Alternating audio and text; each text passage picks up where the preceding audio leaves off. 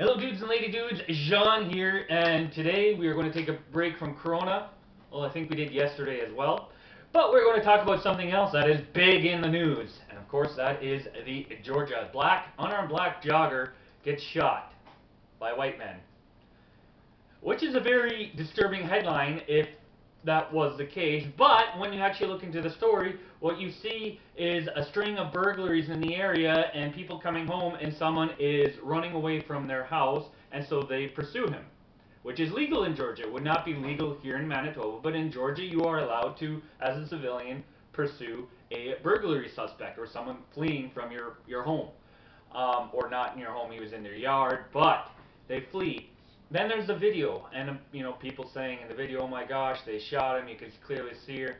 And for me, anyway, watching the video, you see the guys on the right of the truck, and the shot doesn't happen until he is all the way on the left. And in fact, the camera's gone down, so you don't see him run across, and then the shot happens. But as soon as the shot happens, the camera comes up, and there's a struggle for the gun. Leads me to believe that the shot happened while he grabbed at the gun. So, long story short, people are already up in arms saying another unarmed black person has been shot by white people, blah, blah, blah, blah, blah, and they're not even sure if it'll get past the grand jury.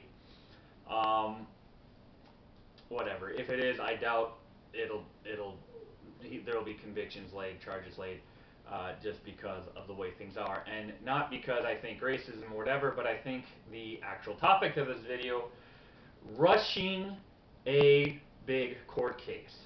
This is actually an idea I had last year in the first channel with the Tina Fontaine here in Manitoba. I don't think I ever actually made the video because it just kind of, I wasn't recording video at the times, and it got delayed to the point where it's no longer big in the news.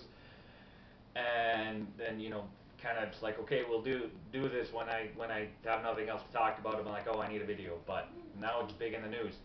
And we see this with a lot of these cases in the States over the last 5-10 years. And it always seems to be the same thing where the riots happen and then we actually get official evidence released and it's like, oh, yeah, no, that was justified. And they're released. Or the riots happen and the person does get charged because you don't shoot a woman in her own home through the window if you're the police when you haven't announced them. If someone's lurking outside my house, yeah, you pull your gun. You don't the lady, the officer who was overtired and went to the wrong apartment and shot a guy. Yeah, she got charged. Even after the older brother is like, there's nothing in my mind that says this wasn't a tragic mistake and her life is ruined, and I hope she doesn't go into jail. Even after that, she still goes to jail because, well, this is the way, because there's evidence that she made a mistake. So they don't like to mention the fact that when overwhelming evidence is there to support the officers being negligent and doing it wrong, they actually do go to jail. They want to just point out, well, unarmed black person gets shot, and then we find out, well, the dude was pummeled and bloody by the robbery suspect, who was a foot taller and 100 pounds heavier than him. That was one of the ones. Or the person's literally telling the police officer, oh, I'm a licensed gun owner here, let me get my gun, when the cop's telling me, put your hands on the car. And he's telling the cop, no, I'm going to grab my gun. Or, he's passed out in a Taco Bell parking or drive-through with a gun on his lap, and when he wakes up, he grabs up and picks the gun when cops are around him. Yeah, I mean, you're on drugs. We obviously you're on drugs. If you're passing out between the time you gave your order to the time you get to the window, you pass out, that's something pretty hard there. We don't trust your judgment. I'm sorry. But, they riot here when the evidence comes out. Or we get it like in Minneapolis a few years ago, where a lady calls the police, and this guy tried to rape me, I am in such and such road, he pulled me into such and such alley, please show up and shoot the woman, not the guy, alright? I don't know about you, but a man trying to rape me, if I'm a police officer arriving on scene, I am not pulling my gun on a woman in distress at all. Unless there's some big guy around her, but there wasn't. The guy had fled. Or NFL superstar Anquan Bolden, I believe it was his cousin, was gunned down by an officer. And there's this whole push trying to force it in with these white cops killed unarmed black people. but it was actually a Islamic cop who killed an unarmed black person, and completely terrible situation, and definitely that officer should be thrown away. But same with the Minneapolis lady and Bolden's cousin, because the officers in both of them were Islamic, it doesn't reach the news. While the lady was also white, so that doesn't help us our case as well when we're trying to push an agenda. So this hypocrisy is everywhere. So I want to get this out kind of there because it just happened. So Jean's going to rant, and there it is. The hypocrisy is there. It doesn't help push the agenda. We don't care about the facts. Boom, and then you know, Biden. That's the whole legal system needs a whole video. But we're going to come back to this rushing, and especially Tina Fontaine, because I don't know if it was after final arguments had already been given, new evidence came to light that likely could have turned the conviction into a conviction and not an acquittal, and people were incensed. They're like, oh my gosh, we have proof that could at least maybe turn the jury's mind. It's like, yeah, but you know, a month ago, 2 months ago, whenever they started the process, you demanded he be charged immediately. And so they charged him immediately, giving into your commands when they didn't have enough evidence. Here, in mostly kind of sort of free countries, we have double jeopardy laws. You get charged for a crime, you cannot be charged for that crime again. This is why prosecutors should go through the time it takes to be able to convict you. All right, to get all the evidence, and we're not even going to talk about corruption. You know, certain Camilla Harris. Remember, everyone hers was big, where we actually have evidence to show that not only is our case bad, but that this guy completely didn't do it. We refused it, and he goes to jail for 20 years. Black guy too. But so not even that, but just like get the evidence you need to actually convict the guy. They didn't have that for Tina Fontaine because it just didn't have enough time. And if you do that with this case, with this father-son who shoots a black jogger, maybe he was just a black jogger. Maybe they're lying, and the neighbor will say, no, that the kid was never on their property. Who knows? We have to give it time. We don't know yet. And the fact is when information is given to the courts, it's not released to the public until the decision is made, until after the facts, because they don't need the public influencing the decision on the jury. Right? They get a grand jury in, they sit down, they give them the information, and they don't want any influence that this is the evidence, and then all the outside sources saying, well, this is what the evidence says. Things like this video that we did see that again shows that really that the guy charged the homeowner's son. Well, it's out there now, but it's not police collected evidence, so there's nothing to do. But as more evidence comes forward, as witnesses are called forward, to say, well, was this person, I mean, if someone say, well, he was in the house, well, that's a huge difference than if the same person said he was never even on the yard. Like, I mean, that kind of evidence we don't know yet, and the police are going to do their job, and let them do their job. Not only that, so now we have why rushing to the court case is bad, because you might let a murderer free. Because there's just not enough evidence. They couldn't find that, oh, there was someone passing through, and you know what, they're not on Facebook, or they have friends that aren't rampaging crazies who are just blowing this up. They, you know, share pictures of their kids and their dogs. Imagine that, using social media to be social. And they didn't hear about this situation, or they didn't put two and two together that, oh yeah, I saw the guy walking by the house, and I saw kind of the white truck pull there, and I drove by, and I didn't correlate that this is the thing that happened. But as investigation goes, you know, people like, well, did anyone see anything? Does anyone have cameras to see surrounding vehicles? We'll get a plate of another vehicle in the area. Maybe we can call them and say, hey, you're in the area. Did you see anything? But we need time to do this. So let them have the time. Don't rush it. If you rush it to a grand jury, I can tell you for a fact their intentions are not whatever they were, it's going to be an acquittal. Because right now there's not enough evidence for an indictment. Second point I want to make in this, third point, I guess, the preamble point of just the hypocrisy and how these are presented.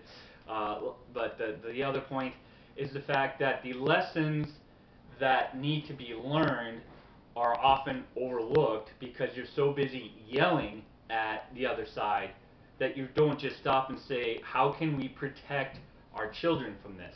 Tina Fontaine is a 15 or 16-year-old girl hanging out with a 40-year-old druggie.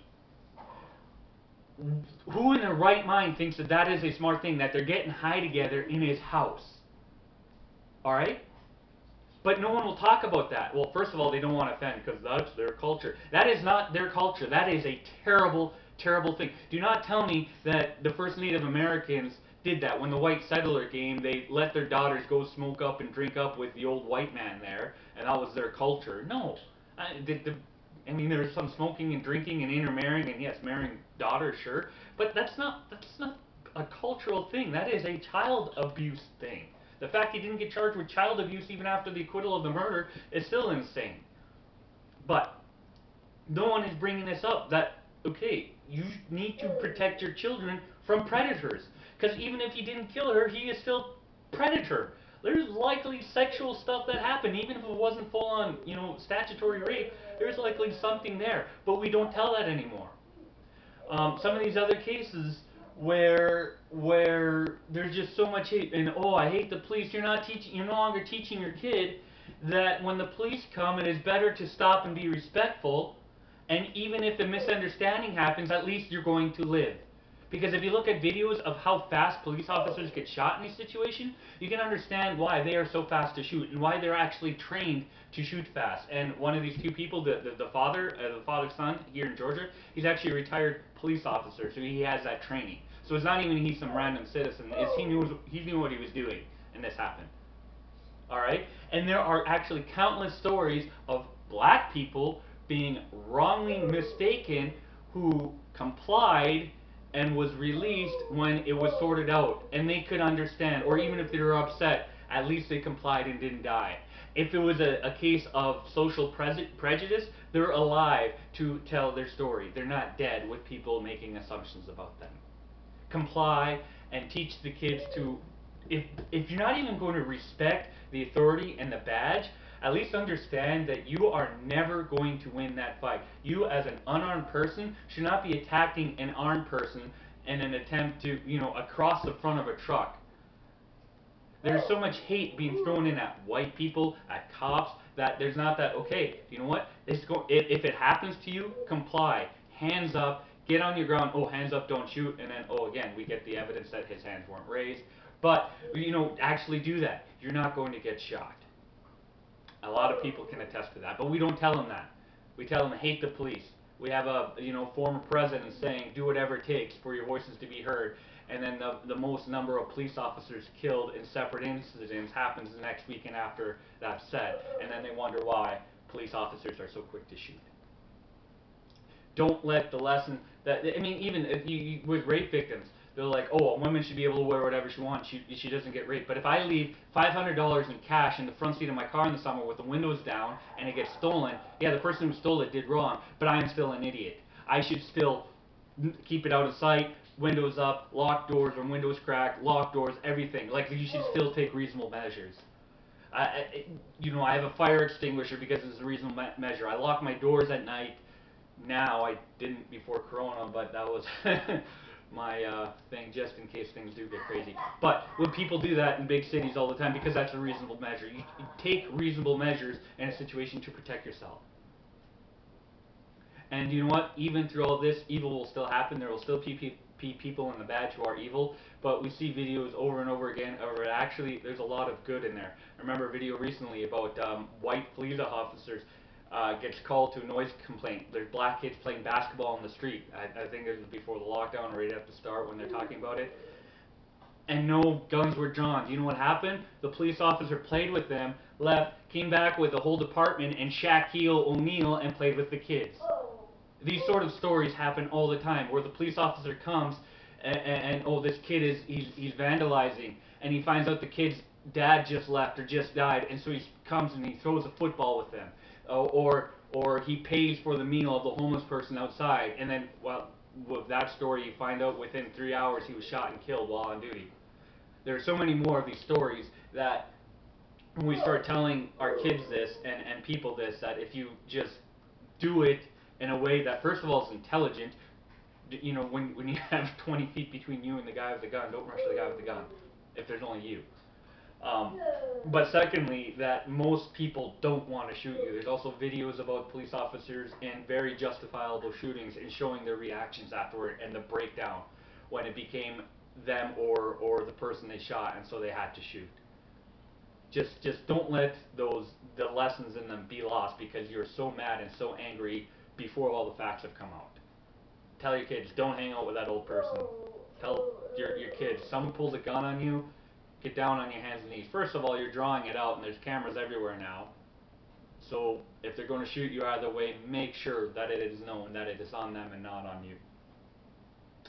That's John. That's it for today. Longest video so far. Oh my goodness, maybe I didn't need to reformat because I just ran too long. This is kind of 2-1-1, but whatever. It just, people, use some sense. I know it's 2020, it's hard to use common sense, but whatever. If you like, do the YouTube stuff, thumbs up, share, subscribe, all that. If you dislike, go feed a homeless person and tell them, you know what, I dislike John. I don't know. I mean, thumbs down too, obviously, but like, what are you going to do?